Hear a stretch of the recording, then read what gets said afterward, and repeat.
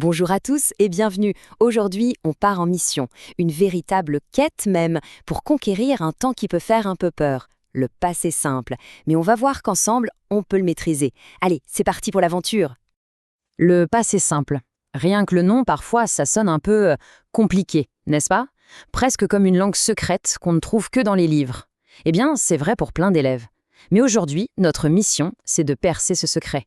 On va le démystifier ensemble pour que ça devienne un super pouvoir pour raconter des histoires. Alors voici la carte de notre aventure. D'abord, on va bien comprendre la mission du passé simple. Ensuite, on va s'attaquer aux verbes, groupe par groupe, comme des niveaux de jeu. Le premier, super facile. Le deuxième, très logique. Et le troisième, le grand défi.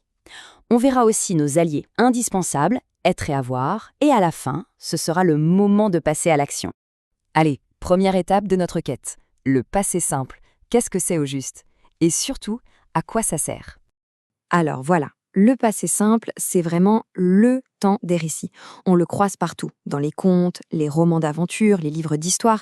C'est un peu comme si dans un film, on mettait un gros coup de projecteur sur une action très importante. Une action qui arrive d'un coup, qui est assez courte et qui change tout dans l'histoire. C'est ça qui fait avancer l'intrigue. Et là où ça devient super intéressant, c'est quand le passé simple travaille en équipe avec son meilleur ami, l'imparfait. Imaginez, l'imparfait, c'est le décor, l'ambiance. Ça décrit une situation qui dure, par exemple, le soleil brillait, on s'installe. Et là, bam, le passé simple arrive. C'est l'action. Quand soudain, un orage éclata. C'est l'événement choc, bref et soudain, qui vient tout bousculer. L'un pose l'ambiance, l'autre raconte l'action principale.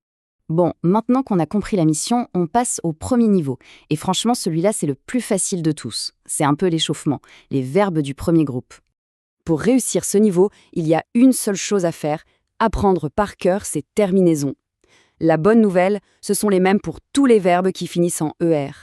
Il y a juste une petite astuce à retenir, le petit chapeau, l'accent circonflexe, sur nous et vous. C'est le petit détail qui fait tout. Regardez, avec le verbe manger, c'est limpide. On prend la base du verbe, mange, et on y colle la bonne terminaison. Il mangera, nous mangeâmes, ils mangèrent. C'est une pure mécanique, ça marche à tous les coups, super régulier. Ok, niveau 1 terminé. On passe au niveau 2 de notre quête. On va rencontrer les verbes du deuxième groupe. Pas de panique, ça reste très, très logique. Là encore, il y a un modèle de terminaison à connaître pour les verbes en IR comme finir ou choisir. On regarde bien is, it, et on retrouve nos fameux accents circonflexes sur im et it. C'est un seul et même schéma à retenir et hop, on a la clé pour tout le groupe. Prenons finir comme exemple. Il finit. Nous finîmes. Ils finirent. On voit bien que c'est tout simple. Une fois que ces terminaisons sont en tête, eh bien, on peut dire que le niveau 2 est complètement débloqué. Attention, attention, on arrive au niveau final, le boss de fin de niveau quoi, le troisième groupe.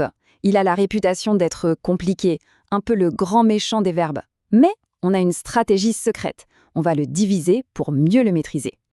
Alors oui, on l'appelle le groupe des verbes irréguliers. Mais ce qu'il faut comprendre, c'est que même dans ce bazar apparent, il y a des logiques cachées. La plupart de ces verbes, en fait, se regroupent et suivent l'un des 3 modèles secrets qu'on va découvrir tout de suite. En gros, on peut les ranger dans 3 grandes familles. Il y a la famille des verbes dont le passé simple se termine en « i ». Pensez à mettre qui donne il mit ou partir qui donne il partit. Ensuite, il y a la famille en u avec des verbes comme pouvoir qui donne il pu ou voir qui donne il vit. Et enfin, une toute petite famille très particulière en un avec venir qui donne il vint. Si on mémorise ces 3 modèles, on a déjà fait une énorme partie du chemin. Allez, un petit défi pour voir si ça rentre. La phrase est « elle mettre son chapeau et partir en silence ». On peut mettre sur pause pour y réfléchir un petit peu. C'est bon? La réponse est « elle mit son chapeau et partit en silence ». Excellent travail! Ok, on a vaincu les 3 groupes. Mais dans toute bonne quête, il y a des alliés, des compagnons de route indispensables. Pour la conjugaison française, ces alliés, ce sont les 2 superstars, les verbes être et avoir. Alors eux, il faut les connaître sur le bout des doigts. Ils sont un peu spéciaux, ils ont leur propre conjugaison. La bonne nouvelle, c'est qu'ils ressemblent un peu à la famille en U qu'on vient de voir.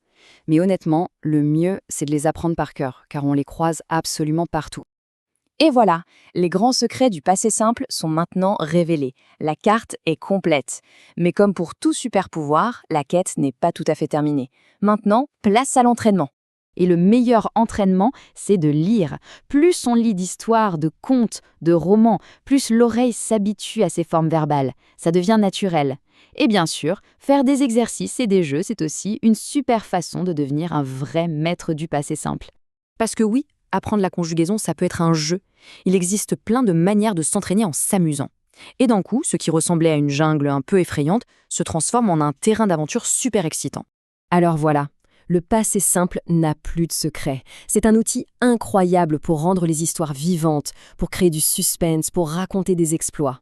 La vraie question maintenant, c'est quelle sera la prochaine grande histoire à raconter ?